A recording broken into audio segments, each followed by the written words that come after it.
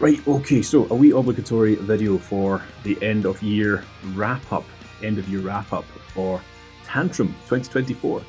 Also didn't ask if you wanted this in landscape or portrait, so um, sorry, my bad. At the start of the year, we had Dark as the Times release, our first single for an album that we would go on to later release. That was particularly exciting for me because that's a song that I wrote a few years ago. Well, musically, I came up with the music a few years ago.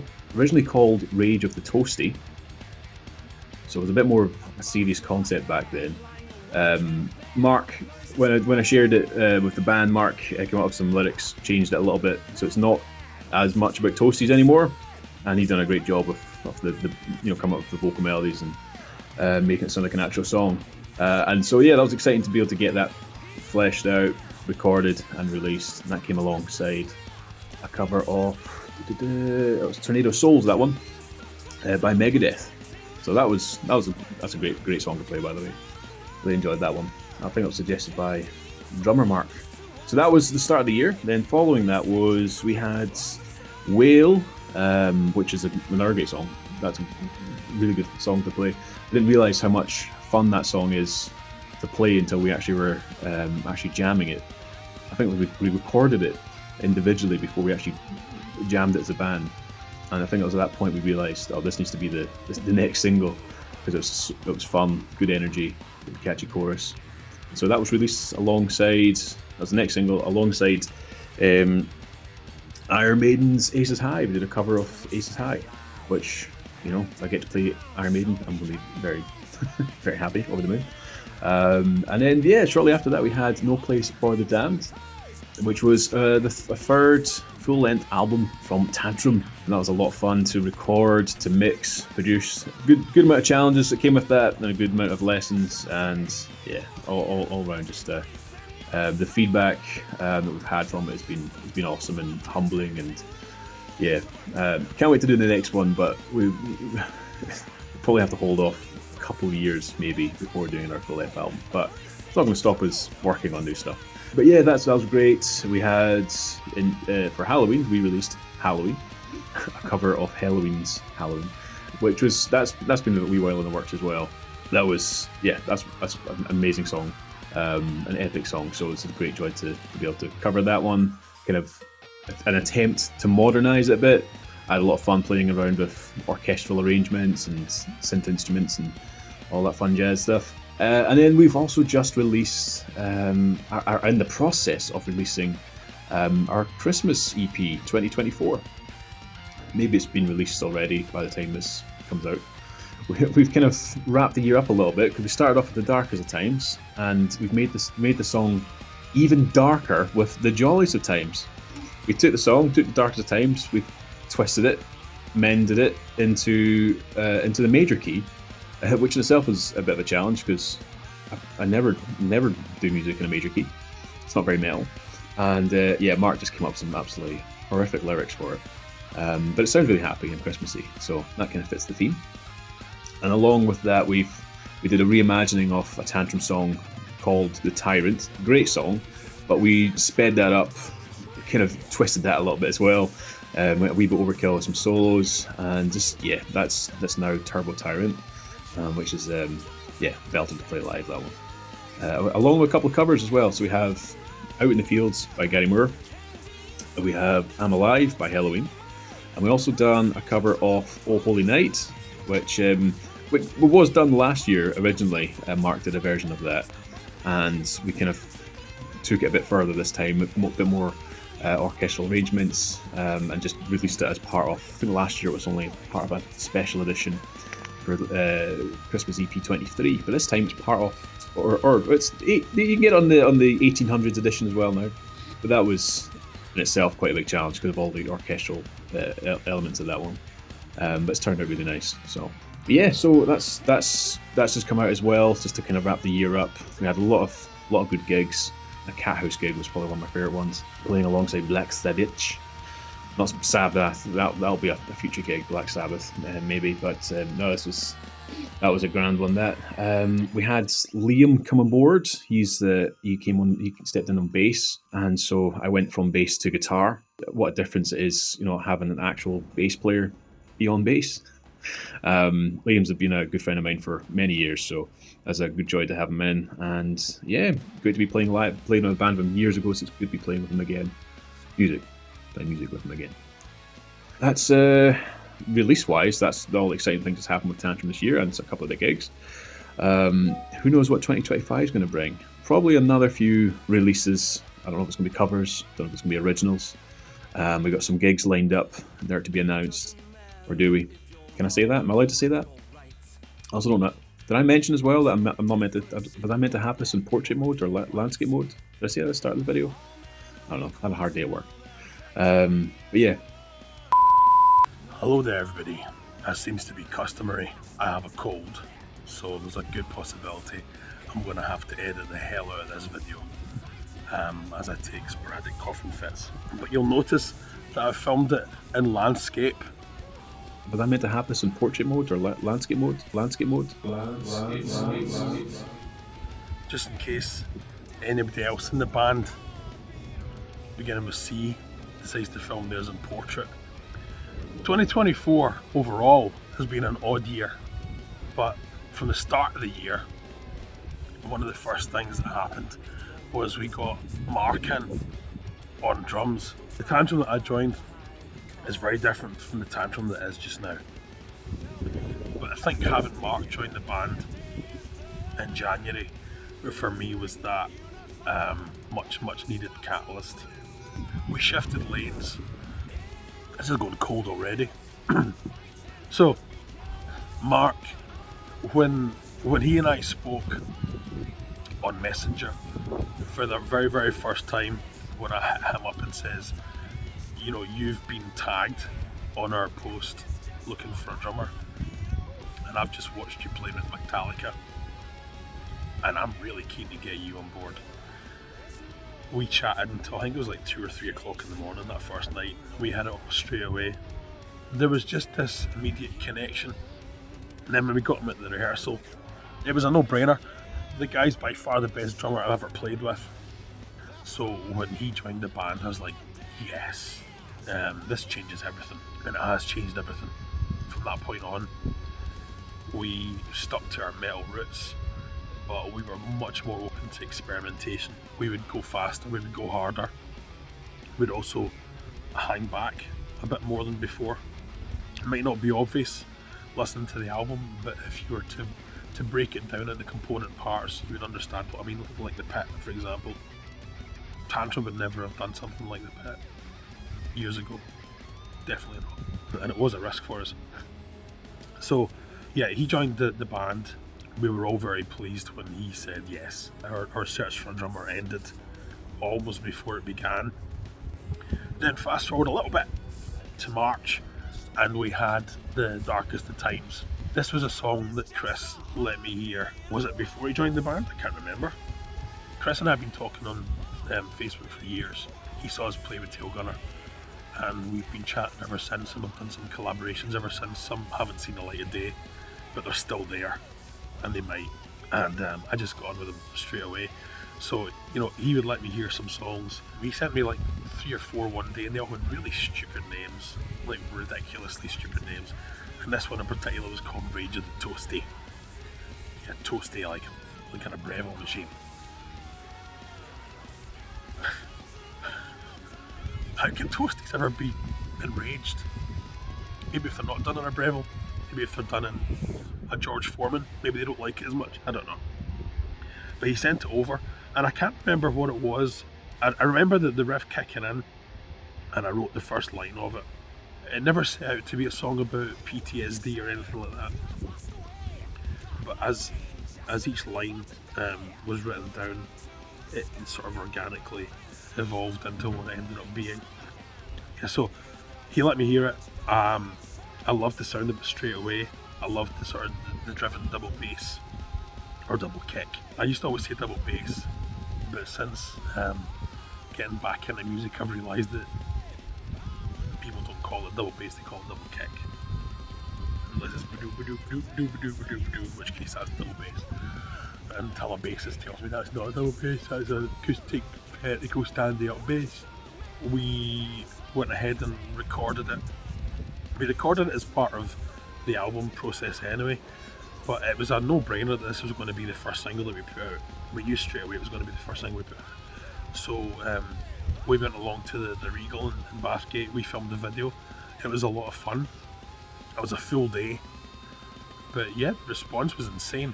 I think it was 15,000 views it got on YouTube within the first week or so, which is great. Putting out Darkest of Times for us was a risk. We knew that we loved it. We knew that we wanted to write music for ourselves, but there was this massive kind of like weight of responsibility on our shoulders that there's a Tantrum fan base, and the Tantrum fan base are used to no double kick, very much steeped in the new wave of British heavy metal style, and Darkest of Times is not any of those things. So what would happen? People, oh no, get attacked by nature. So we didn't know what would happen. We didn't know if people would go, oh, I don't like this. This is not what I'm used to hearing. This is not what Tantrum is all about. Or if they'd go, this is amazing. Or there could be a middle ground of, it's not what I expected, but I like it, so I'll stick by them and see what happens with the album. It went down really well, got a lot of airplay, and then towards, I think it was the last 3 weeks of the run up to the release of the album, we put out Whale. I actually wrote Whale, it used to be called Heaven and Hell, hence the chorus, but we already had a song on the album that had Hell in it, so we decided to change the name of the old song that had been called that for 30 years rather than the new song. Cheers, Paz. Don't ever let your ego get in the way of things. Whale was an important song to me because I wrote it to fit the voice of the singer that I had in my original band, Fury. And John passed away a few years ago. So I thought to myself it'd be nice if we could sort of rework the song, turn it into a Tantrum song. There wasn't really much work needing done to make it, to take it from a 30-year-old Fury song to being a modern day Tantrum song. It was just really playing with the vibe more than anything else, but the structure and the melodies and all that remained the same.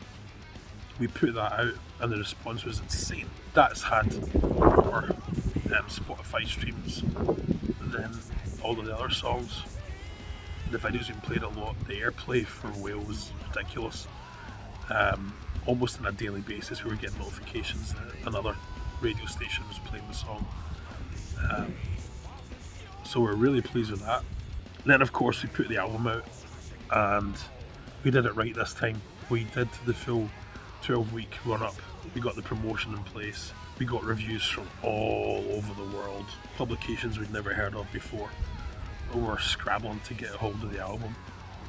We were seeing something that we also hadn't experienced before, where all of the stations that were given full access to the album were just picking and choosing songs that they wanted to play from it. One day they would play the single, either they played Darkest of Times or they play Whale. A couple of days later they'd play Hellbound Planet, or they would go and play Deepest Light, or they'd play Scarred, or they'd play Minotaur. And we're thinking, this is amazing, because it means that people aren't just getting to hear the songs that we've decided are the ones that they should listen to, but they're getting to hear anything that the station themselves wanted to hear, which was great. I can't think how many reviews you've actually had in total. I would think probably 30% of them actually score the reviews, and the rest of them just have a regular write-up. But of the ones that actually scored the review, 27 of them came back with a full 10 out of 10. The rest of the scored ones were mostly 9s and 8s out of 10. Moving forward to after the album release, I've had gigs throughout the year. They've all been great. I think for me, the Cat House was the highlight because I'd never been there before. I used to go to the Cat House. It was in Brown Street. I'm an old guy. I don't know this newfangled Cat House place. The Cat House was a fantastic gig. I'm looking forward to playing there again. And then we moved to October on the run up to the Tail Gunner gig. We had a change in personnel.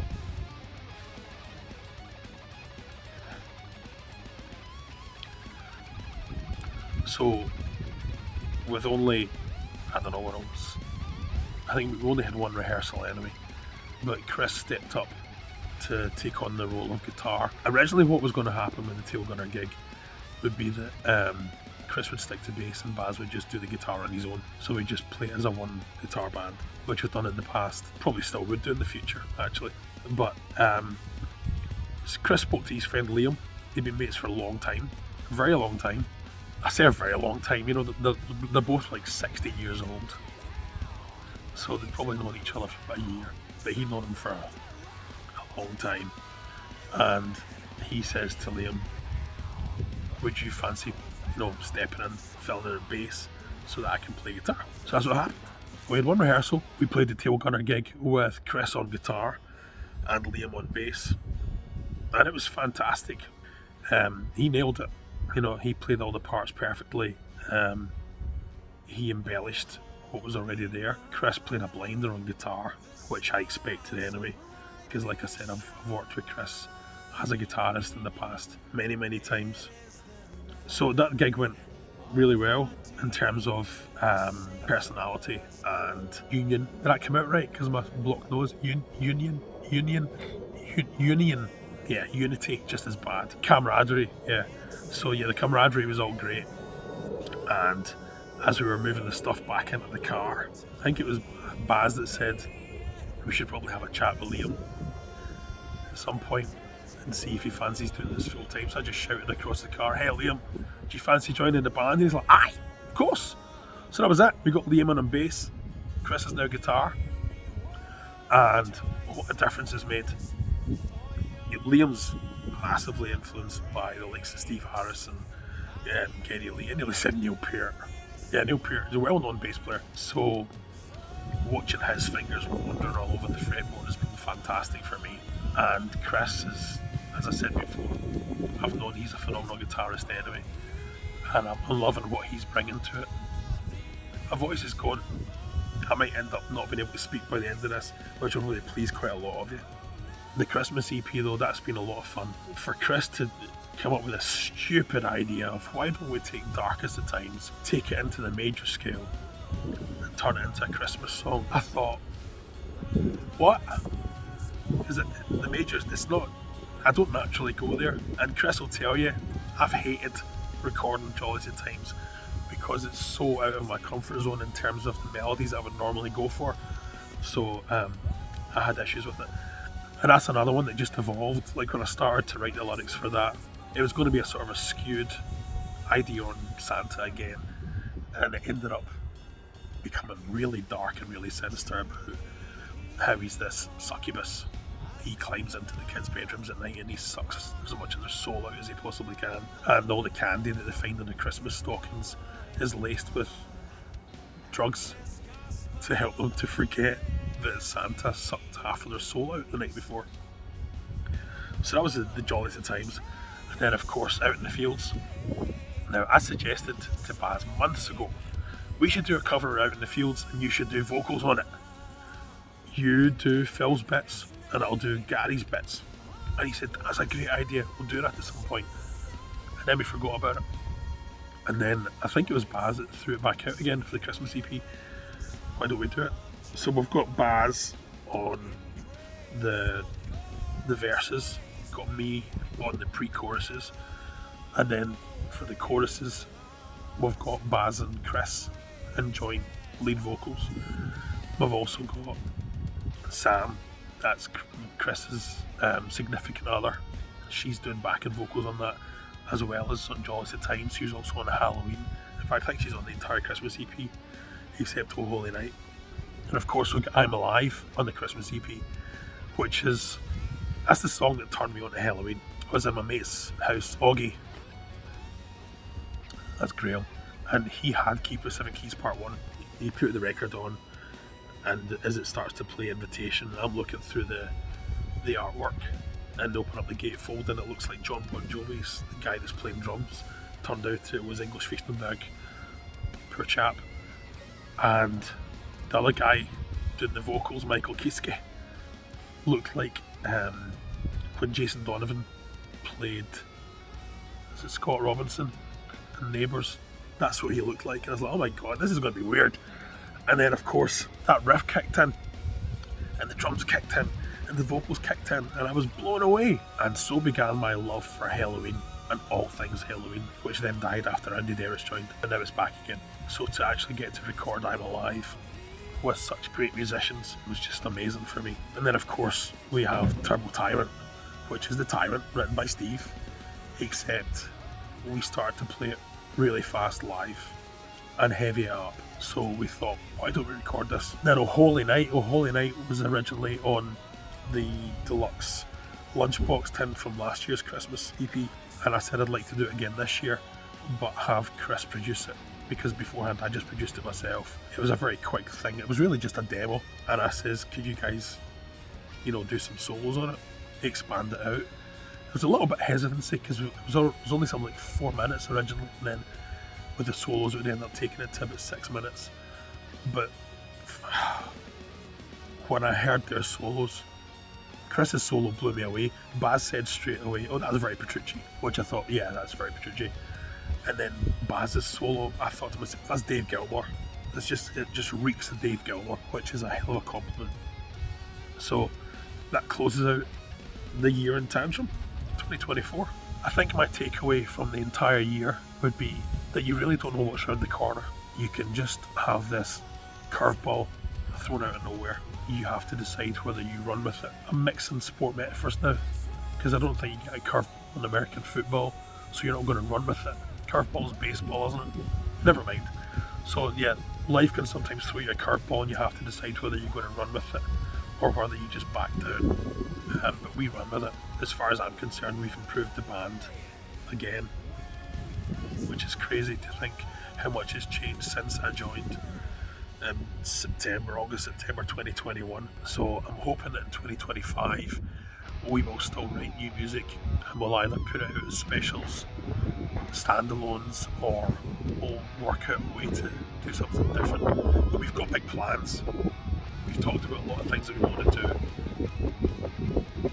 I've been attacked by nature again. So we just need to wait and see. But thank you all for standing by us over this year.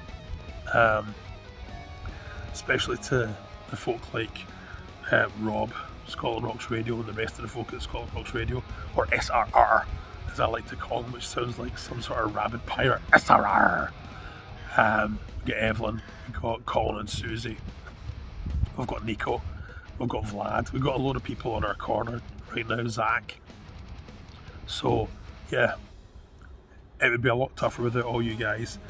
And I just like to wish my fellow bandmates a very, very Merry Christmas and a Happy New Year as well, because they probably want to have the foresight to do this, and it'll make me look way better than them.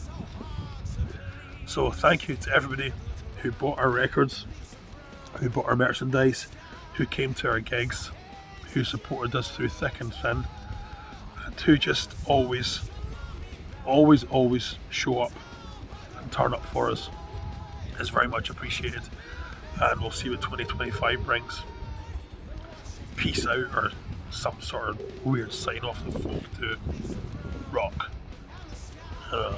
Get up here, Yerma, or Yerma.